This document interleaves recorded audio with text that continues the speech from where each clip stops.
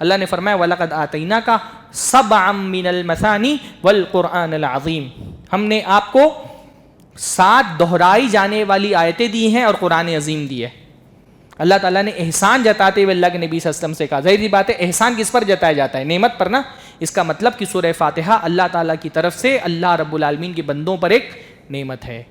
مطلب ہم اہدنا الصراط المستقیم جب پڑھتے ہیں تو اس کا مطلب ہوتا ہے اللہ تعالیٰ مجھے صراط مستقیم دکھا بھی دے اور دکھنے کے بعد اس پر چلنے کی توفیق بھی عطا فرما۔ صرف علم کافی نہیں ہے اگر اللہ تعالیٰ کی طرف سے توفیق نہ ملے۔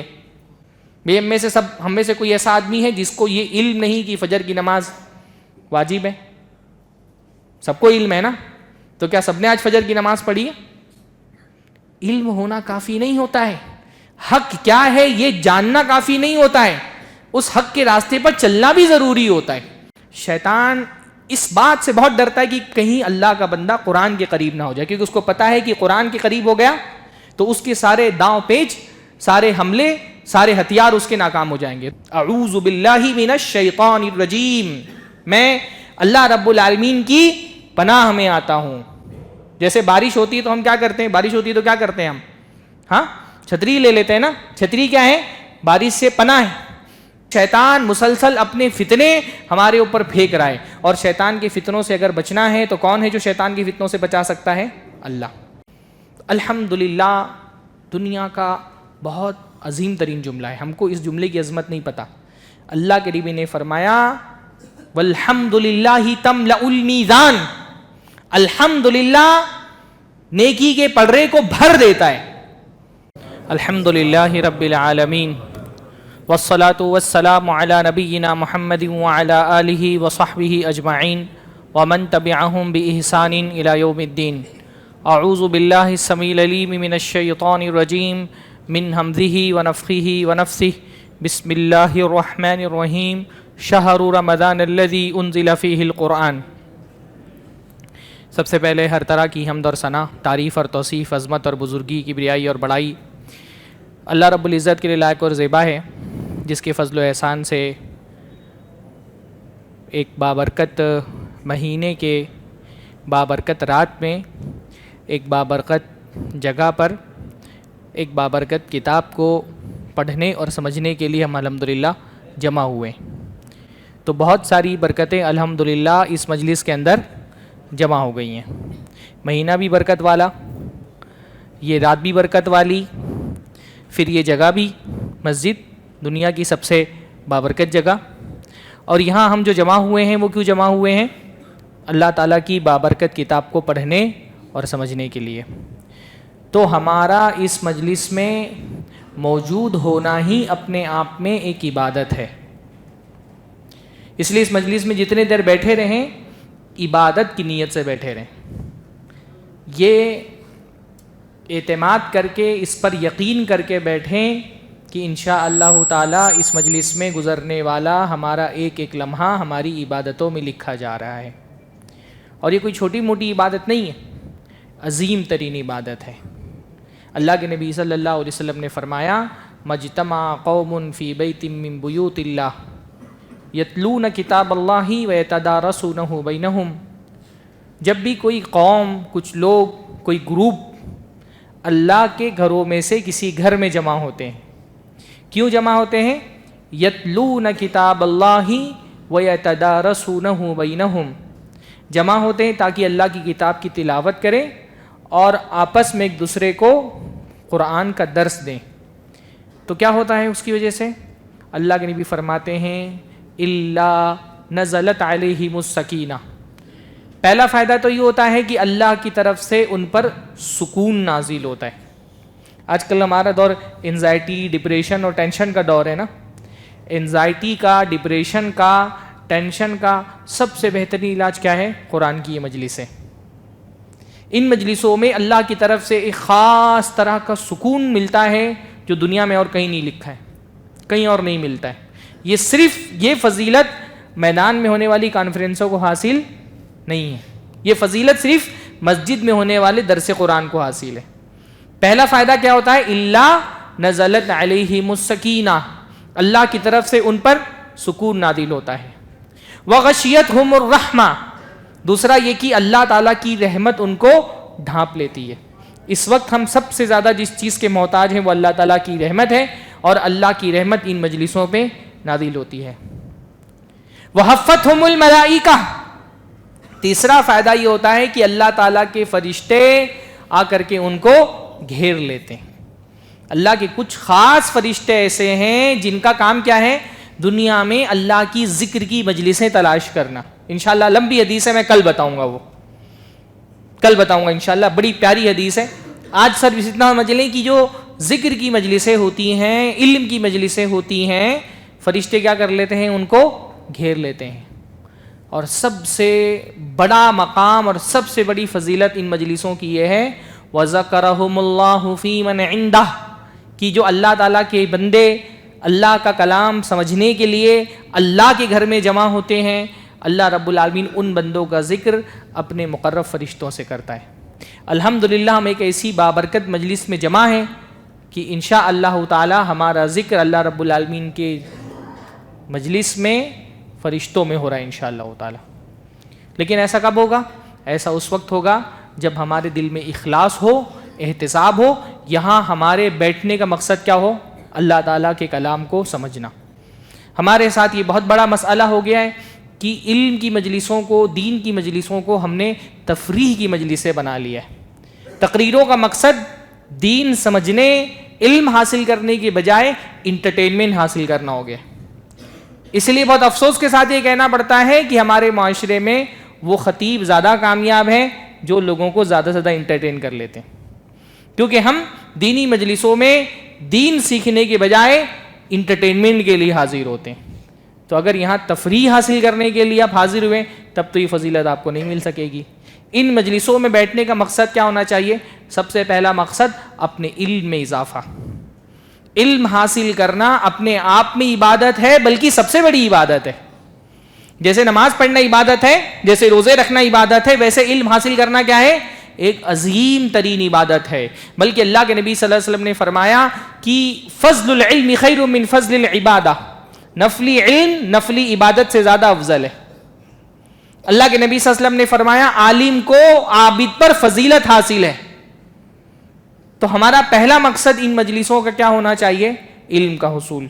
میری کوشش یہ ہوگی کہ انشاءاللہ تعالی یہاں پر جو آدھا گھنٹہ 45 منٹ آپ دیں گے, میں یہ کوشش کروں گا کہ کم سے کم 8-10 باتیں آپ ایسی سیکھ کر کے جائیں اس مجلس سے جو اس مجلس سے پہلے آپ کو نہیں پتا تھی. تو پہلا مقصد ہمارا کیا ہے؟ اپنے علم میں اضافہ. دوسرا مقصد ہمارا کیا ہوگا انشاءاللہ تعالی؟ اپنے کردار کی اصلاح.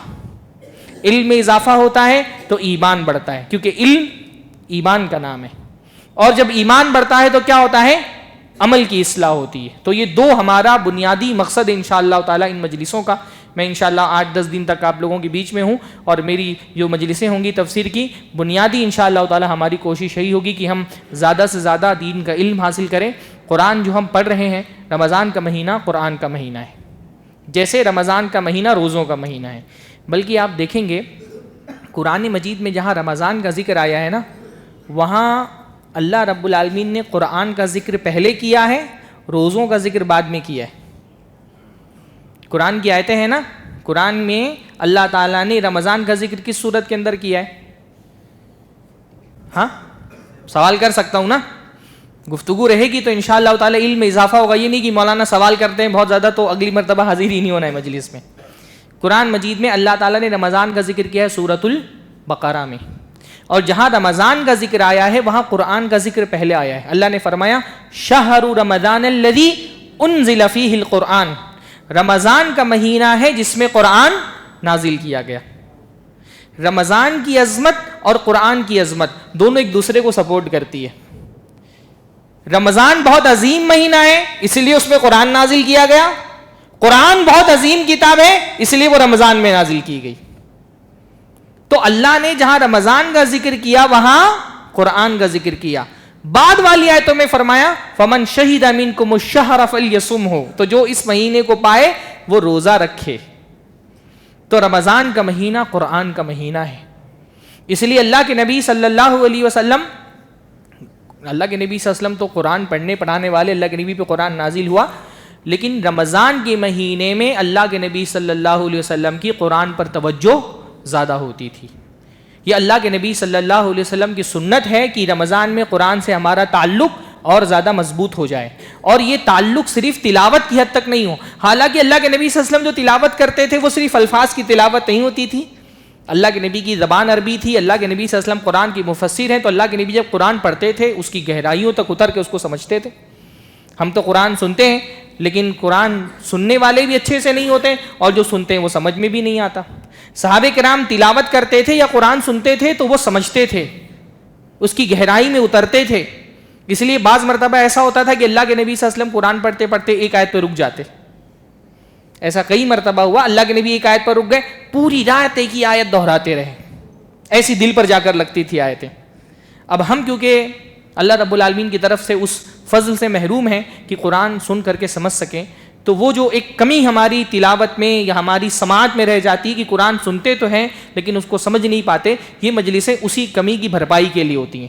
کہ کم از کم کوشش یہ کریں کہ اگر قرآن سن کر کے نہیں سمجھ پا رہے تو کم از کم ان مجلسوں کے ذریعے سے تھوڑا بہت جو قرآن کا پیغام اللہ رب العالمین نے ہمارے لیے نازل کیا ہے اس کو اپنے دل میں اتارنے کی کوشش کریں گے انشاءاللہ تعالی. جو بھی باتیں کی جائیں گی انشاءاللہ تعالی کوشش کریں گے کہ اس کو عمل کے سانچے میں ڈھالیں, صرف کہنے سننے تک کی بات محدود نہ رہے. تو قرآن مجید اللہ کے نبی صلی اللہ علیہ وسلم کا رمضان میں اس کا خصوصی تعلق ہوتا تھا. اسی لیے حدیث میں آتا ہے کہ اللہ کے نبی صلی اللہ علیہ وسلم ہر رمضان میں حضرت جبرائیل کے ساتھ قرآن کا ایک دور کرتے تھے, اور اس دور میں صرف اللہ کے نبی قرآن سناتے نہیں تھے بلکہ حدیثوں میں آتا ہے کہ اللہ کے نبی صلی اللہ علیہ وسلم یدارسو درس دیتے تھے ایک دوسرے کو, یعنی ان کو پڑھتے تھے, سمجھتے تھے, ان آیات میں غور و فکر کرتے تھے. قرآن کا اصل مقصد یہی ہے کہ ہم قرآن پڑھیں تو اس کو اپنی زندگی میں اپلائی کریں. ہماری زندگی کے ہر مسئلے کا حل اللہ تعالیٰ نے قرآن میں رکھا ہے. ہماری ہر پریشانی کا علاج قرآن میں ہے, بس دیکھنے والی نظر نہیں ہے. دیکھنے والی نظر ہو تو ہمارے ہر مسئلے کا حل اللہ تعالیٰ نے قرآن مجید کے اندر رکھا ہے. ان ھذا القرآن یہدی للتی ہی اقوم, یہ قرآن اس راستے کی طرف رہنمائی کرتا ہے جو سب سے بہترین اور سب سے اچھا راستہ ہے. تو انشاءاللہ تعالی ہم آج پہلا پارہ پڑھا گیا ہے, کوشش یہ کریں گے کہ جو پارہ نماز میں پڑھا جا رہا ہے اس کی منتخب آیتوں کی تفسیر کریں ہم, ہے نا. خلاصہ لوگ کہتے ہیں قرآن کا خلاصہ تو قرآن کا بہت مشکل ہے. یہ کر سکتے ہیں ہم کہ چنندہ آیتیں, سلیکٹیو کچھ آیتیں سلیکٹ کر کے ہم کوشش کریں گے کہ اس کی کچھ تشریح, کچھ تفسیر آپ لوگوں کے سامنے رکھیں. تو آج کی نماز میں پہلا پارہ پڑھا گیا ہے. اچھا, پاروں کے بارے میں یہ بات آپ کو بتا دوں, قرآن مجید کو ہم الگ الگ طرح سے تقسیم کرتے ہیں نا. ایک تقسیم ہوتی ہے قرآن کی صورتوں کی, ایک تقسیم ہوتی ہے قرآن کی رکوعات کی, ایک تقسیم ہوتی ہے آیتوں کی, ایک تقسیم ہوتی ہے پاروں کی, ایک تقسیم ہوتی ہے منزل کی, ہے نا. آیتوں کی تقسیم خود اللہ کے نبی صلی اللہ علیہ وسلم نے کی ہے نا. آیتوں کی جو تقسیم ہے کہ کون سی آیت کہاں سے شروع ہوگی کہاں ختم ہوگی, یہ اللہ تعالیٰ کی طرف سے ہے. اللہ کے نبی صلی اللہ علیہ وسلم نے ہم کو بتا دیا آیت یہاں سے شروع ہوگی یہاں سے ختم ہوگی. یہ بعد کے دور میں یہ تقسیم نہیں کی گئی. لیکن آیت کا مطلب یہ نہیں ہوتا ہے کہ ایک آیت میں پورا ایک جملہ ہوتا ہے. آیت سینٹینس نہیں ہوتی ہے. بعض مرتبہ ایسا ہوتا ہے آیت ختم ہو جاتی ہے, سینٹینس ختم نہیں ہوتا ہے, جملہ ختم نہیں ہوتا ہے. یہ بات یاد رکھنے کی ہے. دوسری تقسیم کیا ہے؟ سورتوں کی تقسیم. سورتوں کی تقسیم بھی اللہ تعالیٰ نے کی ہے, اللہ کے رسول کو بتائی ہے, اللہ کے رسول نے امت کو بتا دی ہے. قرآن میں جو صورتیں ہیں وہ اللہ کے نبی کے زمانے میں ہی تقسیم کر دی گئی تھی. جب کوئی آیت نازل ہوتی تو اللہ کے نبی صلی اللہ علیہ وسلم بتا دیتے یہ آیت فلاں صورت میں فلاں جگہ پر لکھ دو.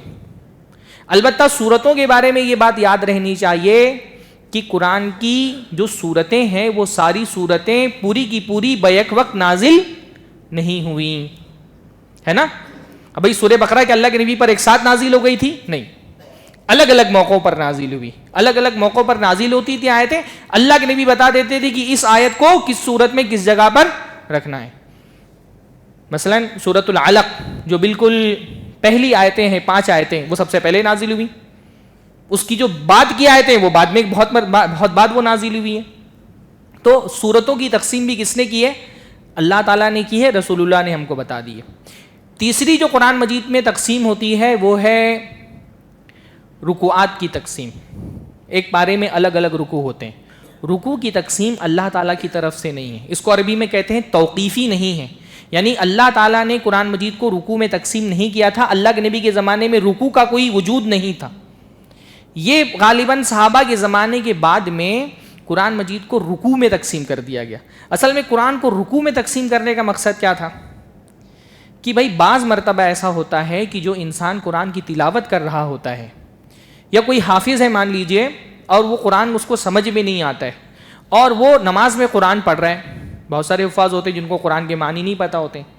اب بعض مرتبہ کیسا ہوتا ہے کیونکہ اس کو یہ تو پتہ نہیں چل رہا ہوتا ہے نا کہ سبجیکٹ کیا چل رہا ہے, مضمون کیا چل رہا ہے, تو بعض مرتبہ ایسا ہوتا ہے کہ وہ بات ادھوری رہتی ہے اور وہ رکوع میں چلا جاتا ہے.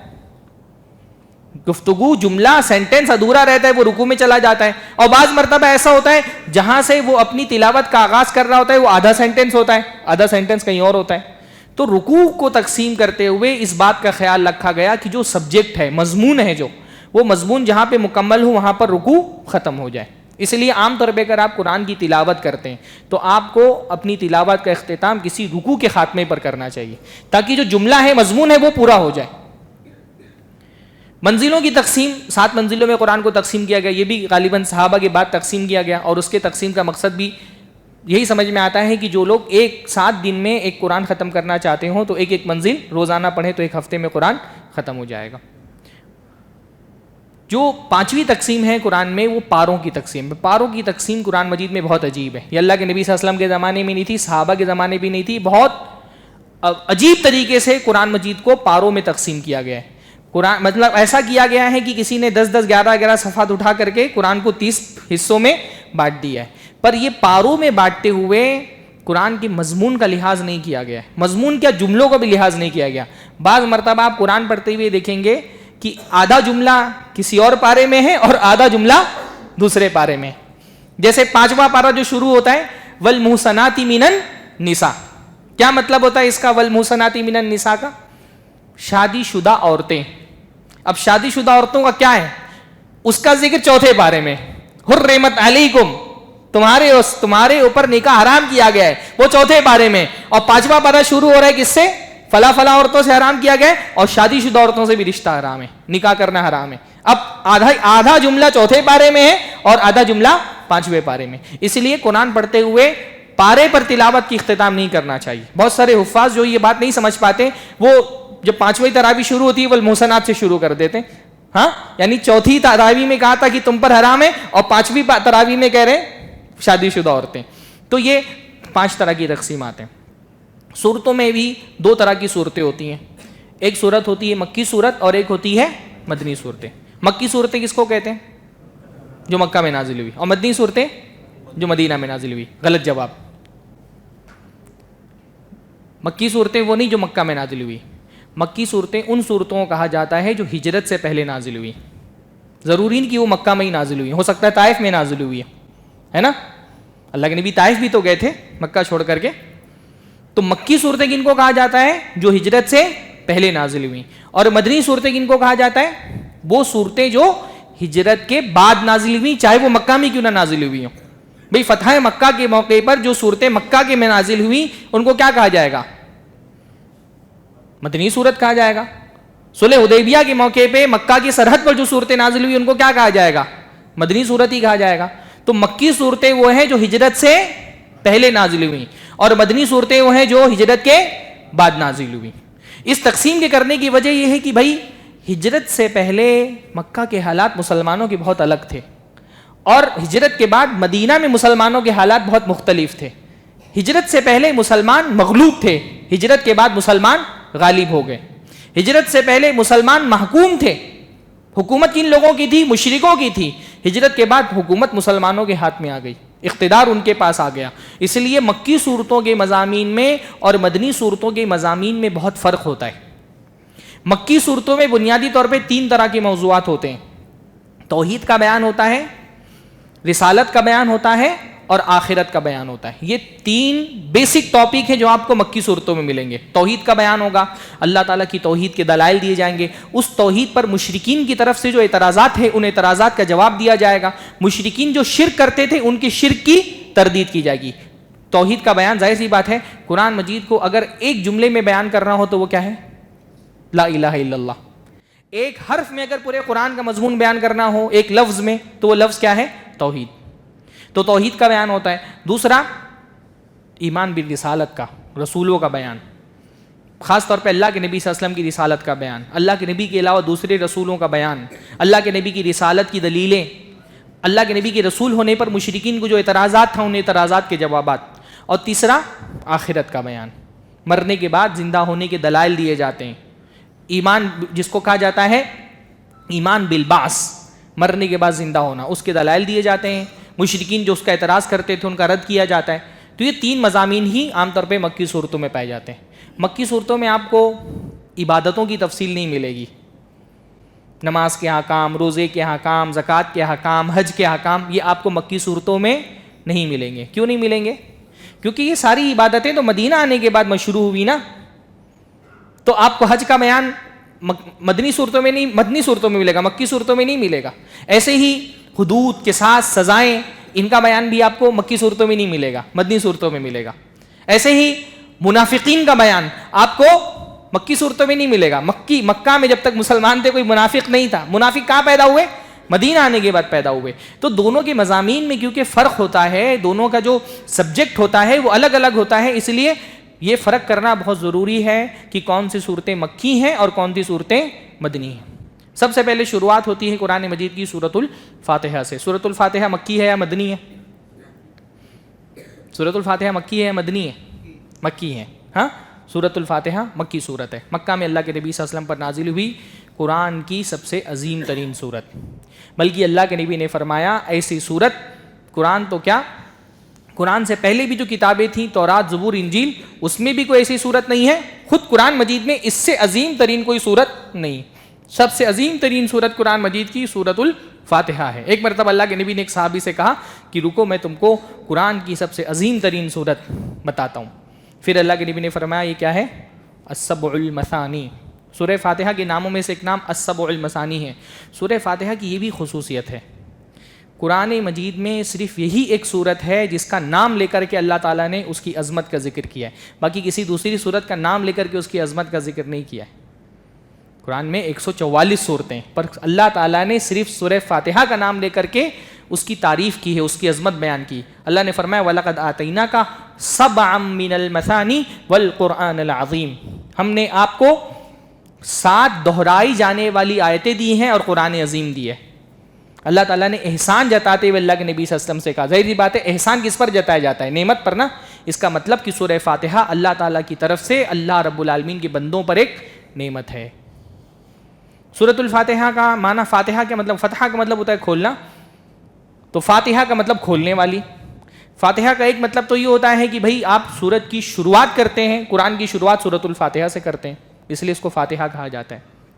اسی طرح سے فاتحہ کا مطلب، ایک مطلب یہ بھی ہوتا ہے کہ قرآن کے مضامین کو کھولنے والی، قرآن کا خلاصہ۔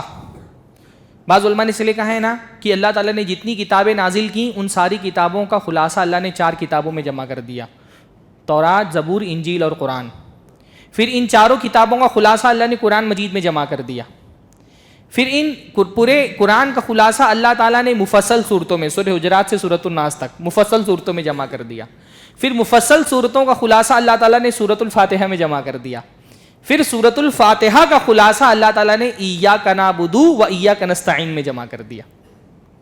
تو سورہ فاتحہ گویا کی پورے قرآن کا خلاصہ ہے، پورے قرآن کا نچوڑ سورۃ الفاتحہ ہے۔ اس لیے اللہ رب العالمین نے ہر مسلمان پر واجب کیا ہے کہ وہ سورۃ الفاتحہ یاد کرے۔ یہ بھی سورہ فاتحہ کی خصوصیت ہے، قرآن کی کسی سورت کو یاد کرنا مسلمان پر واجب نہیں ہے سوائے کس سورت کے؟ سورۃ الفاتحہ کے۔ کیوں واجب ہے بتائیے؟ کیونکہ بھئی اس کے بغیر نماز ہی نہیں ہوتی، تو نماز واجب ہے، تو جس چیز کے بغیر کوئی واجب چیز ادا نہ ہو سکے وہ بھی واجب ہو جائے گا نا۔ سورہ فاتحہ کے بغیر نماز نہیں ہو سکتی، تو سورہ فاتحہ پڑھنا بھی کیا ہے؟ واجب ہے۔ سورۃ الفاتحہ بھی یاد کرنا واجب ہے۔ یہ واحد ایسی سورت ہے جس کو یاد کرنا ہر مسلمان پر واجب ہے۔ سورۃ الفاتحہ کے بہت سارے نام ہیں۔ اچھا، عربوں کی ایک عادت کیا ہوتی تھی، بلکہ ہر انسان کی فطرت میں یہ بات ہے، انسان جس چیز سے محبت کرتا ہے اس کے بہت سارے نام رکھ لیتا ہے کہ نہیں؟ بعض مرتبہ آپ کو بچے سے محبت ہوتی ہے، آپ سونا، گڈا، منو، سونو سب بول دیتے ہیں اس کو، بہت سارے نام اس کے رکھ لیتے ہیں۔ تو عربوں کی بھی عادت تھی نا کہ وہ جس سے محبت کرتے تھے اس کے بہت سارے نام رکھ لیتے تھے. تلوار کے عربوں میں 300 نام ہیں, اونٹ کے 1000 نام ہیں. اس لیے علماء کہتے ہیں کثرت المسمى تدل علی کثرت الاسماء تدل علی عظمت المسمى. کسی چیز کا زیادہ نام ہونا اس کی عظمت کی دلیل ہوتی ہے. اسی لیے اللہ تعالیٰ کے نام بہت زیادہ ہیں. کتنے نام ہیں اللہ کے؟ ہاں 99. غلط جواب. ہاں کتنے اسپیسیفک وہ بتائیے. اللہ تعالیٰ کے نام بے شمار ہیں, اس کی کوئی گنتی نہیں ہے. 99 ناموں کی تعداد آئی ہے کہ ان کو یاد کرنے سے, ان کا احساء کرنے سے ثواب ملے گا خصوصی. پر اللہ کے نام کتنے ہم کو نہیں پتا. اللہ کے نام بے شمار ہیں. اللہ نے کچھ نام اپنے بتا دیے, سارے نام ہم کو بتا بھی نہیں اللہ کے کیا ہیں. اللہ کے نبی کی دعا میں سے ایک دعا ہے جس میں اللہ کے نبی فرماتے ہیں اللہ تعالیٰ میں تیرے ہر نام سے تیری دعا کرتا ہوں, وسیلہ لیتا ہوں, اور ان ناموں میں سے بھی مستأثرت به فی علم الغیب عندک, جو تو نے اپنے علم غیب میں چھپایا ہے. اللہ کے بہت سارے نام ہم کو پتا بھی نہیں ہیں. تو اللہ بہت عظیم ہے تو اس کے بھی بہت سارے نام ہیں. رسول اللہ بہت عظیم ہے تو رسول اللہ کے بھی بہت سارے نام ہیں, ہے نا. ماہی, حاشر, عاقب, محمد, احمد اللہ کے نبی صلی اللہ علیہ وسلم کے نام ہیں. قرآن بہت عظیم ہے تو قرآن کے بھی بہت سارے نام ہیں. قیامت بہت عظیم ہے تو قیامت کے بھی بہت سارے نام ہیں. تو کسی چیز کا زیادہ نام ہونا اس کی عظمت کی دلیل ہوتے ہیں. سورۃ الفاتحہ کے بہت سارے نام ہیں کیونکہ سورۃ الفاتحہ بہت عظیم سورت ہے. فاتحہ تو ہم جانتے ہیں, اس کے علاوہ بتائیے اور کوئی نام آپ میں سے کسی کو پتا ہو تو. فاتحہ کے علاوہ اور کوئی نام بتائیے. ام الکتاب. ام الکتاب قرآن کا مغز. ام کا مطلب ایسے تو ماں ہوتا ہے, لیکن یہاں پہ قرآن کی سب سے اہم ترین صورت, ہاں سب سے عظیم ترین صورت. اسی طرح سے ام القرآن. ایسے ہی سورہ فاتحہ کا نام ہے سورۃ الشفا, ہے نا, کیونکہ اللہ تعالیٰ نے سورہ فاتحہ میں شفا رکھی ہے. اسی طرح سورہ فاتحہ کا نام ہے رقیہ, کیونکہ یہ رقیہ ہے, بہترین رقیہ ہے. ہم میں سے کون ہے جس کو سورہ فاتحہ نہیں یاد ہے؟ سب کو یاد ہے ماشاءاللہ. پھر رقیہ کرنے کے لیے آپ راقی کیوں تلاش کرتے ہیں بھائی؟ آپ بتائیں, شفا اللہ تعالیٰ نے سورۃ الفاتحہ میں رکھی ہے یا رقیہ کرنے والے راقی میں رکھی ہے؟ کس میں ہے شفا؟ سورت میں ہے یا پڑھنے والے میں ہے؟ سورت میں ہے نا. تو کیا راقی پڑھے گا تو شفا ملے گی, آپ پڑھیں گے تو شفا نہیں ملے گی؟ کسی زمانے میں ہم اہل حدیث بہت فخر سے بولتے تھے کہ اہل حدیثوں میں بابا نہیں ہوتے. آج صورتحال ہی ہو گئی ہے, ایک پتھر اٹھاؤ 3 بابے نکل رہے ہیں, جہاں دیکھو وہاں راقی. اور آپ کے ساؤتھ کا معاملہ تو اور زیادہ خراب ہے. دیکھیے اللہ تعالیٰ نے شفا قرآن مجید کے اندر رکھی ہے. وہ راقی پڑھے یا آپ پڑھے, انشاءاللہ تعالیٰ آپ کو شفا ملے گی. رقیہ کرنے کے لیے راقی تلاش کرنا. لوگ فون کر کے مجھ سے بولتے ہیں مولانا کوئی راقی ہو تو بتائیں. میں پوچھتا ہوں آپ کو سورۃ الفاتحہ نہیں یاد ہے؟ اللہ کے نبی نے فرمایا اس میں شفا ہے, تو آپ پڑھیں گے تو کیوں شفا نہیں ملے گی؟ اس کے لیے راقی کو لانا کیوں ضروری ہے؟ اس لیے حدیثوں میں رقیہ طلب کرنے کو پسند نہیں کیا گیا کہ کسی سے رقیہ طلب کیا جائے. خود رقیہ کرو, اپنے بچوں پہ رقیہ کرو, کوئی بیمار ہے اس پر رقیہ کر دو. اس کے لیے کسی خاص راقی کو تلاش کر کے اس کو حیدرآباد سے, ممبئی سے, بلکہ انڈیا سے لوگ لیکن سعودی بلا رہے ہیں, دبئی بلا رہے ہیں رقیہ کرنے کے لیے. یہاں تو صورتحال یہ ہے کہ اللہ کے نبی صلی اللہ علیہ وسلم کسی صحابی کو رقیہ بتا رہے ہیں, وہ خود رقیہ کر لے رہا ہے. نبی سے نہیں کہہ رہا کہ آپ رقیہ کر دیں. آپ کو یہ کبھی نہیں ملے گا کہ کوئی خاص نبی سے رقیہ کرانے کے لیے آ رہا ہو. نہ رقیہ کوئی ایسا فن ہے جس کو سیکھنا پڑتا ہے. جو بعض چیزیں پیشہ بن جاتی ہیں تو کیا ہوتا ہے, وہ پیشہ ور افراد ذہن میں یہ بات ڈال دیتے ہیں نا یہ بہت ہارڈ فن ہے, ہر کسی کو نہیں آتا, تاکہ آپ ان مسائل میں ان کی طرف رجوع کریں. جیسے میت کو غسل دینا, میت کو غسل دینا کوئی فن ہے؟ ہاں, جس کو خاص افراد ہی جانتے ہیں. کوئی بھی بھائی جیسے خود نہاتے ہیں ویسے میت کو غسل دینا ہے. لیکن جو غسال ہوتے ہیں نا, کیونکہ ان کو 2-4 ہزار روپے مل جاتا ہے غسل دینے پر, وہ بتائیں گے اتنا مشکل کام ہے میت کو غسل دینا کہ عام آدمی, اس کے باپ کا انتقال ہو, اس کی ماں کا انتقال ہو, وہ بیچارہ غسال کو تلاش کرے گا. ایسی رقیہ کا بھی معاملہ ہو گیا. رقیہ کوئی فن نہیں ہے. اللہ کے نبی نے فرمایا سورۃ الفاتحہ کیا ہے؟ رقیہ ہے. وہ آپ پڑھیں گے آپ کو بھی شفا ملے گی انشاءاللہ تعالیٰ. آپ اپنے بچوں پہ دم کر دیں ان کو بھی شفا ملے گی. سورۃ الفاتحہ کا ایک نام بڑا پیارا ہے, تعلیم المسئلہ. تعلیم المسئلہ کا مطلب ہوتا ہے دعا سکھائی گئی ہے اس کے ذریعے سے کہ دعا کیسے کرنی چاہیے. تعلیم المسئلہ. اصل میں سورہ فاتحہ دعا ہے, اسی لیے تو جب وہ ختم ہوتی تو آپ کیا بولتے ہیں؟ آمین. آمین کا مطلب کیا ہوتا ہے؟ اللہ تعالیٰ قبول فرما. تو سورہ فاتحہ اصلاً دعا ہے. لیکن دعا مانگنے کا کچھ ادب ہوتا ہے، ایسے منہ کھول کر کے ڈائریکٹ دعا نہیں مانگی جاتی ہے. تو سورہ فاتحہ میں یہ سکھایا گیا ہے کہ دعا کیسے مانگی جائے. ہم کو اصل میں بندے کو اللہ تعالیٰ سے مانگنا ہے ہدایت، ہے نا. اصل اس کا مدعا جو اس کو اللہ کے سامنے رکھنا ہے وہ کیا ہے؟ اہدنا الصراط المستقیم. اللہ تعالیٰ مجھ کو صراط مستقیم کی ہدایت عطا فرما. اصل تو اس کو اللہ تعالیٰ سے ہدایت مانگنی ہے. پر بھائی اللہ سے کچھ مانگنے سے پہلے اللہ کو کچھ دینا پڑے گا. پر ہم تو فقیر، غریب، محتاج، بے بس، لاچار، ہم اللہ تعالیٰ کو کیا دے سکتے ہیں؟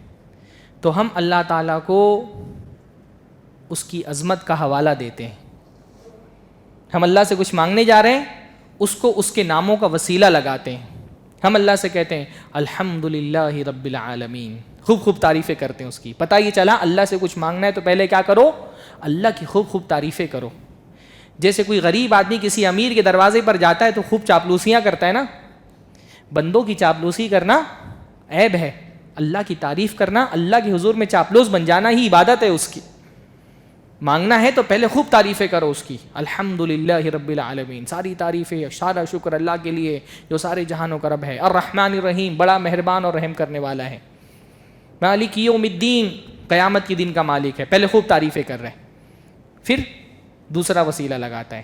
لوگ کہتے ہیں اہل حدیث وسیلہ نہیں مانتے. اہل حدیث یہ وسیلہ مانتے ہیں بھائی کہ دعاؤں میں سب سے عظیم ترین وسیلہ اللہ کے ناموں کا، اللہ کی صفات کا وسیلہ ہے.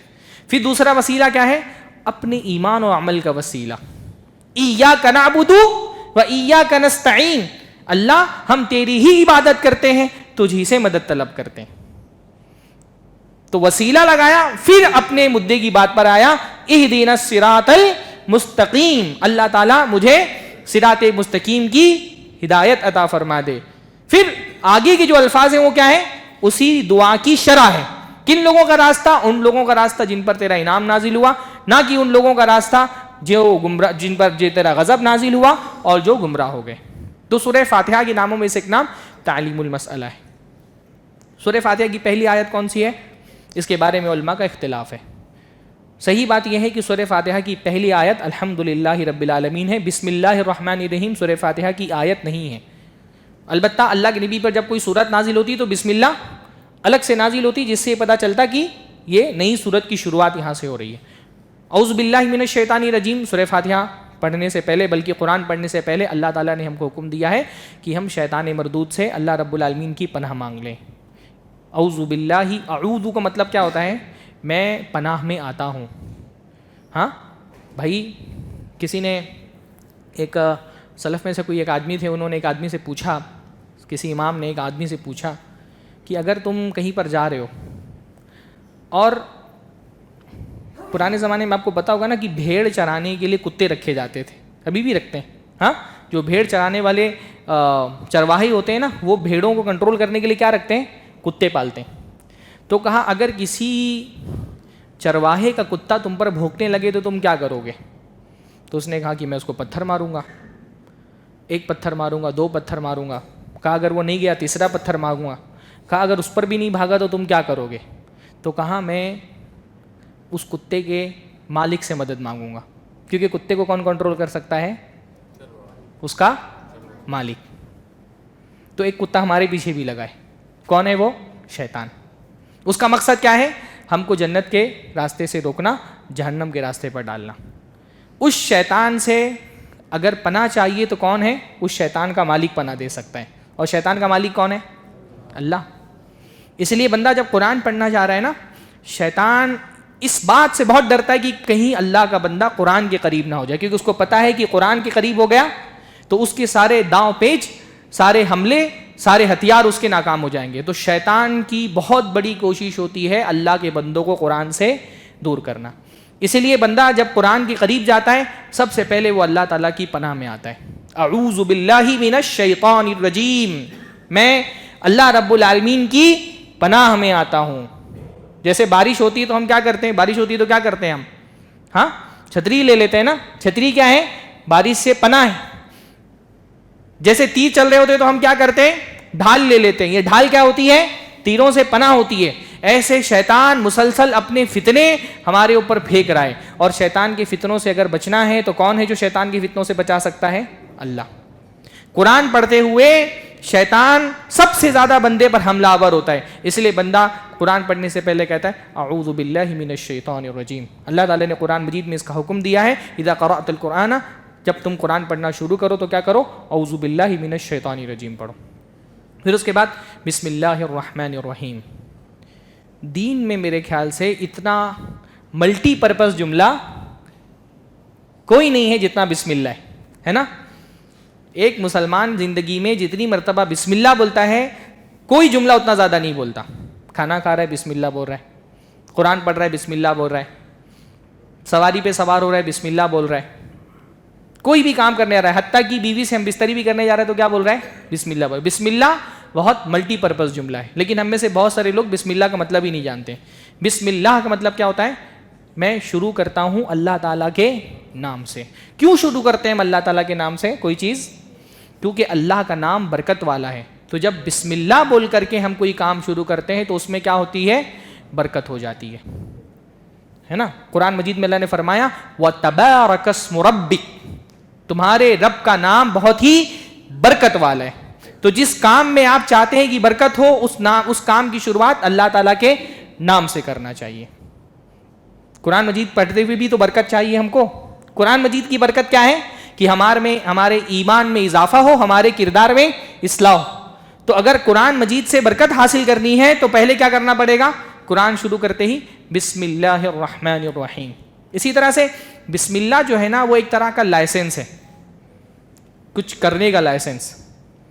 بھائی بسم اللہ جب ہم کسی کام کے شروع میں بولتے ہیں تو ہم گویا کہ اس بات کا اظہار کر رہے ہوتے ہیں کہ یہ مثلا مان لیجیے جانور ذبح کرتے ہوئے بسم اللہ کیوں بول رہے ہیں؟ کیونکہ یہ جانور یہ میں نے نہیں پیدا کیا تھا، اس کا مالک کون ہے؟ اللہ ہے۔ یہ میرے لیے اسی وقت حلال ہو سکتا ہے جو اس کے مالک کا نام لے کر کے میں اس کو ذبح کروں، ہے نا؟ اسی لیے اگر بسم اللہ بولے بغیر آپ نے جانور ذبح کر دیا، وہ جانور آپ کے لیے حلال نہیں ہوا، کیونکہ وہ آپ نے نہیں پیدا کیا تھا۔ تو بسم اللہ ایک طرح کا لائسنس ہے کہ بھائی یہ میرا ہے نہیں، یہ ساری کائنات اللہ کی ہے، زمین و آسمان اللہ کے ہیں، یہ جو کھا رہا ہوں میں اللہ کا ہے، اللہ کا نام لے کر کے کھا رہا ہوں کیونکہ اس نے دیا ہے، میں فری میں لے رہا ہوں۔ ہاں، تو بسم اللہ ایک طرح کا لائسنس ہوتا ہے۔ قرآن مجید پڑھتے ہوئے ہم کہتے ہیں بسم اللہ الرحمن الرحیم، الحمد للہ رب العالمین۔ الحمد، حمد کا دو معنی ہوتا ہے، ایک معنی ہوتا ہے تعریف اور ایک معنی ہوتا ہے شکر۔ الحمد کا ایک معنی کیا ہوتا ہے؟ تعریف۔ بھائی ایک چیز ہوتی ہے نا کہ کوئی چیز قابل تعریف ہے تو آپ اس کی تعریف کر دیتے حالانکہ اس سے آپ کو کوئی فائدہ نہیں ہوا۔ جیسے ایک آدمی بہت طاقتور ہے، آپ نے اس کے طاقتور ہونے کی تعریف کر دی کہ بڑا طاقتور ہے، حالانکہ اس کے طاقتور ہونے سے آپ کو کوئی فائدہ نہیں۔ آپ تاج محل بہت خوبصورت ہے، آپ نے تعریف کر دی، کسی کرکٹر کے کرکٹنگ کی بہت تعریف کر دی، کسی فٹ بالر کے اسکلز کی بہت تعریف کر دی، اس سے آپ کا کوئی ذات کا فائدہ نہیں ہے۔ تو ایک تو ہوتا ہے تعریف کرنا کسی ایسی خوبی کی وجہ سے جس سے میرا کوئی ڈائریکٹ فائدہ نہیں ہو رہا ہے، اور ایک ہوتا ہے کہ کسی نے مجھ پر احسان کیا، اس احسان کی وجہ سے میں اس کی تعریف کر رہا ہوں۔ جب کسی کے احسان کی وجہ سے اس کی تعریف کی جائے تو ایسی تعریف کو کیا کہا جاتا ہے؟ شکر۔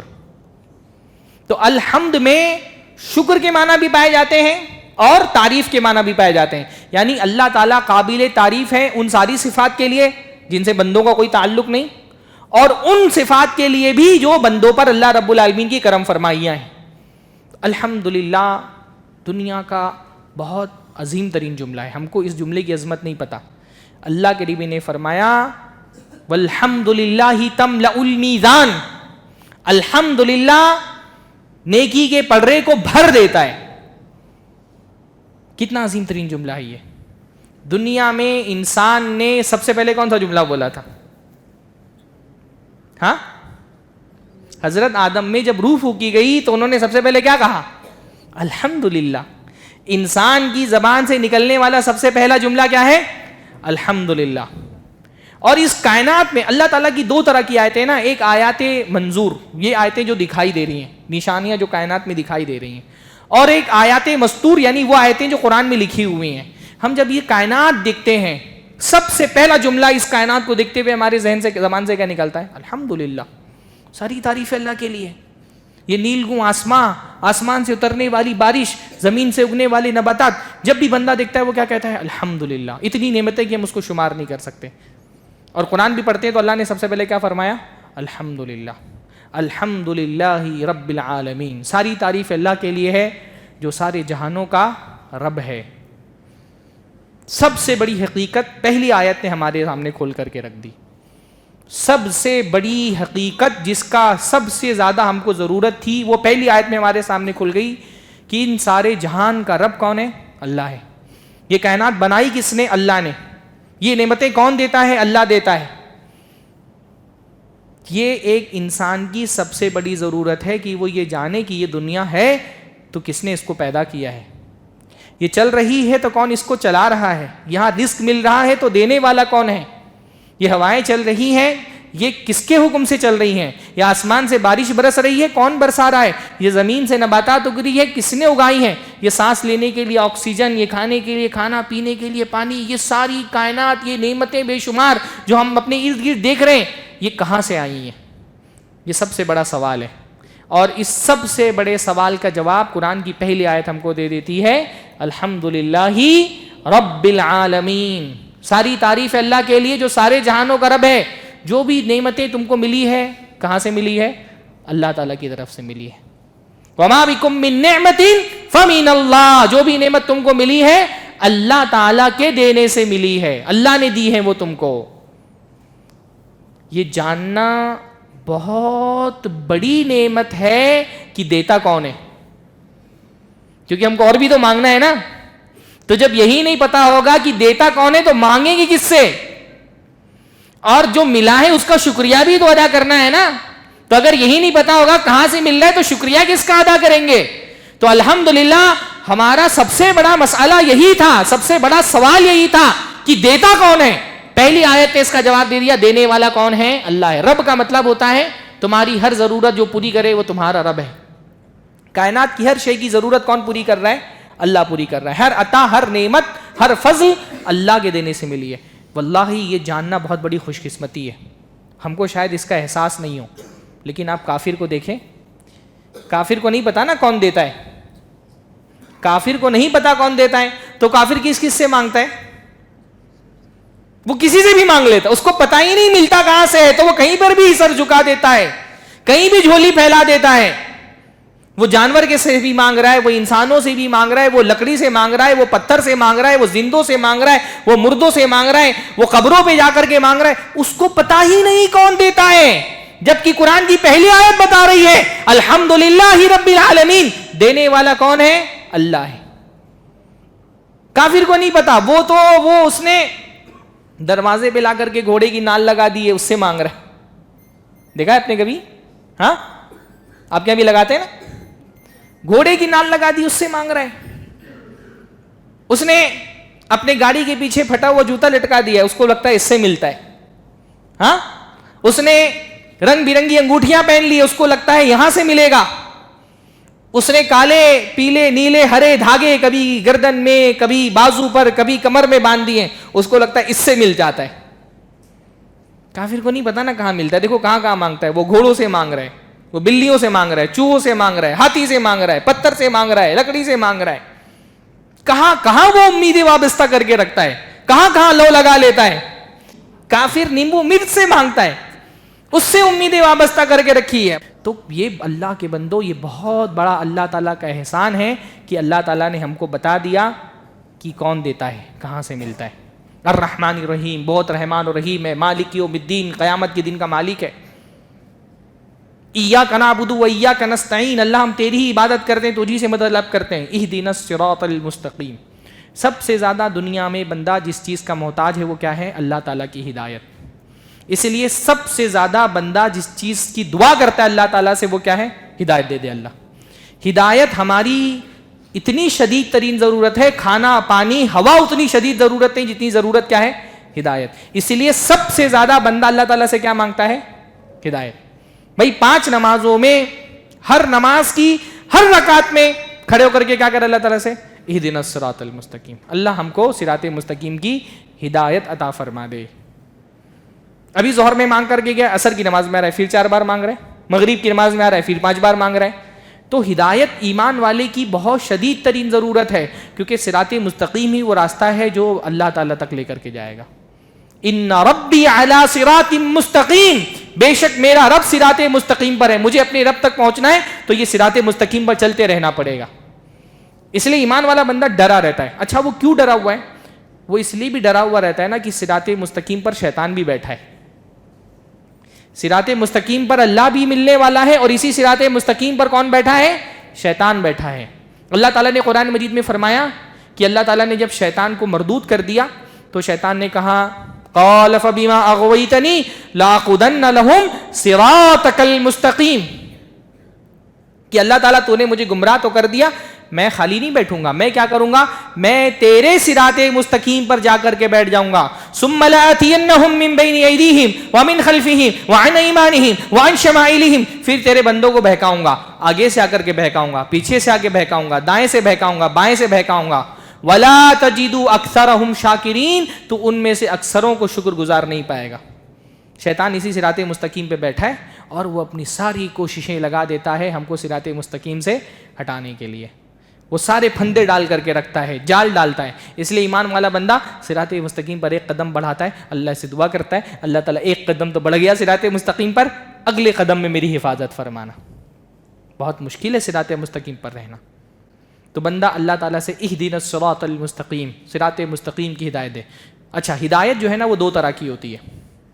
جب ہم کہتے ہیں نا اللہ سے صراط مستقیم کی ہدایت دے, ہدایت 2 طرح کی ہے. ایک ہے ہدایت علم اور ایک ہے ہدایت عمل.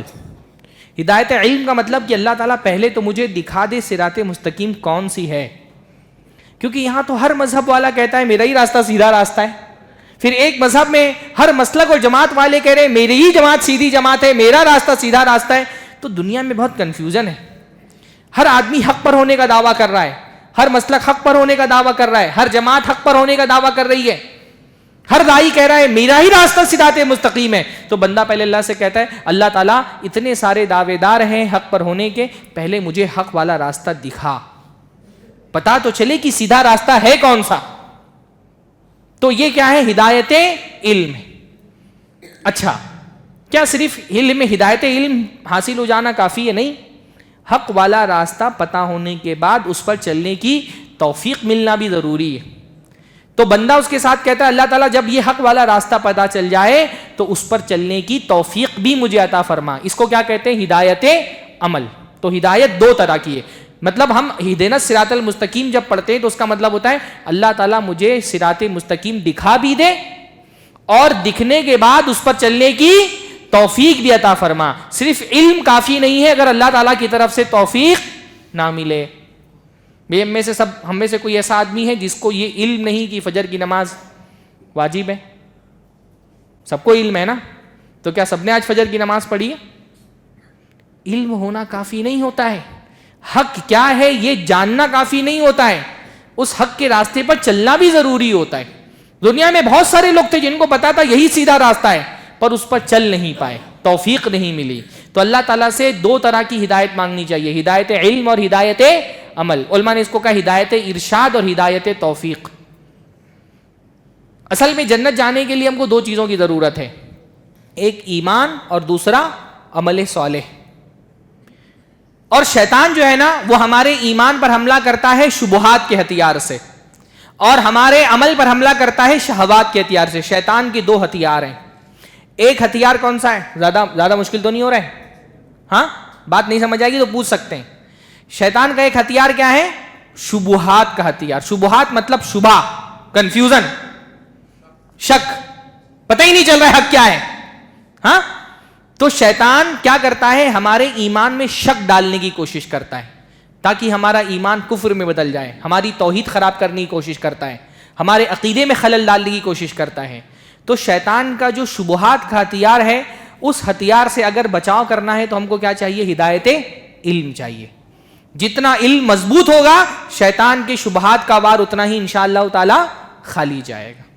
تو اسی لیے شیطان کا جو شبہات کا ہتھیار ہے اس کا مقابلہ کرنے کے لیے ہم اللہ تعالیٰ سے کیا مانگتے ہیں؟ ہدایت علم. اچھا ہدایت علم مل جانے کے بعد شیطان جب ہمارے عمل پہ حملہ کرنے کے لیے کیا کرتا ہے؟ شہوات کا ہتھیار. شہوات مطلب کیا ہوتا ہے؟ خواہشات، ڈیزائرز، تمنائیں.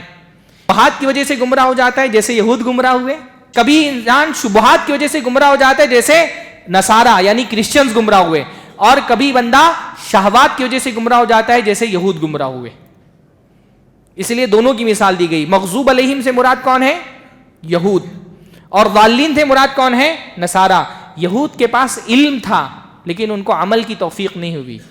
بھائی یہود کہا کرتے تھے جبرائیل ہمارا دشمن ہے, جبرائیل کو مانتے تھے, بولتے تھے جبرائیل ہمارا دشمن ہے, علم تھا ان کے پاس, عمل کی توفیق کیوں نہیں ملی؟ اپنی خواہشوں اور آرزوؤں کی وجہ سے. اور جو نصارہ تھے وہ جہالت کی وجہ سے گمراہ ہو گئے, ان کے پاس علم ہی نہیں تھا, ان کو غلط راستے کو انہوں نے صحیح راستہ سمجھ لیا. اس لیے جب ہم ہدایت مانگتے ہیں ہم کو دونوں طرح کی ہدایت مانگنی ہے, ہدایت علم بھی اور ہدایت عمل بھی. تو ہم اللہ تعالیٰ سے کہتے ہیں اللہ ہم کو صراط مستقیم پر چلا, ان لوگوں کا راستہ جن پر تیرا انعام ہوا. پتہ یہ چلا دنیا میں اللہ کی سب سے بڑی نعمت کیا ہے؟ ہدایت ہے. مال دولت, جائیداد, منصب, قیادت, سیاست, یہ سب بات کی چیزیں ہیں. اصلی انعام تو اللہ کا کن لوگوں پر ہوا ہے؟ جن کو اللہ تعالیٰ نے ہدایت سے نواز دی ہے, جو نبی ہیں, صدیقین ہیں, شہداء ہیں, صالحین ہیں, مومنین ہیں. اصلی انعام انہی لوگوں پر ہوا ہے, اور ایمان والا بندہ ان کو دیکھ کر کے لالچ کرتا ہے کہ اللہ تعالیٰ جیسے ان پر تیرا انعام ہوا ویسے ہی مجھ کو بھی ان انعام والوں میں شامل فرما لے. ایمان والا بندہ دنیا دیکھ کر کے حرص نہیں کرتا, اس کی لالچ یہ دیکھ کر کے ہوتی ہے اللہ فلاں بندے کو تو فجر کی نماز پڑھنے کی توفیق دیتا ہے, اہدنا الصراط المستقیم صراط الذین انعمت علیہم, اللہ یہ فجر پڑھنے والوں میں مجھ کو بھی شامل فرما لے. کسی اللہ کے بندے کو صدقات و خیرات کرتے ہوئے دیکھتا ہے, بندہ کہتا ہے صراط الذین انعمت علیہم, اللہ تیرا انعام ہے کہ تو نے اس کو توفیق دی کہ تیرے راستے میں خرچ کر رہا ہے, اللہ مجھے بھی اس توفیق سے نواز دے. کسی کو تہجد پڑھتے ہوئے دیکھتا ہے صراط الذین انعمت علیہم, اللہ تعالیٰ ان انعام والوں پر مجھے بھی شامل کر دے. کسی کو علم میں, دین کے علم میں بڑا ہوا دیکھتا ہے صراط الذین انعمت علیہم. جیسے دنیا دار دنیا کو دیکھ کر کے لالچ کرتا ہے نا, سڑکوں پہ ہم چل رہے ہیں اگر کہیں رولس رائس آ جائے تو سب کی آنکھیں جو ہیں کھل جاتی ہیں. دنیا دار دنیا کی چیزوں کو دیکھ کر کے اس کی آنکھیں پھٹ پڑتی ہیں. دیندار آدمی دنیا کی طرف توجہ نہیں کرتا, وہ دیندار کو دیکھ کر کے حرص کرتا ہے کہ اللہ نے تو نے جیسے اس کو توفیق دے دی مجھے بھی توفیق عطا فرما دے. انشاءاللہ تعالیٰ سورۃ البقرہ کی تفسیر کچھ منتخب آیتوں کی کل کے درس میں ہم دیکھیں گے. اللہ تعالیٰ سے دعا ہے اللہ تعالیٰ ہم سب کو قرآن پڑھنے والا, قرآن سمجھنے والا بنائے. قرآن کا علم اللہ تعالیٰ ہمارے دلوں میں اتار دے, اور اس علم کے اترنے کے بعد اللہ تعالیٰ اس پر عمل کرنے کی بھی توفیق عطا فرمائے. وآخر دعوانا الحمد للہ رب العالمین. السلام علیکم ورحمۃ اللہ وبرکاتہ.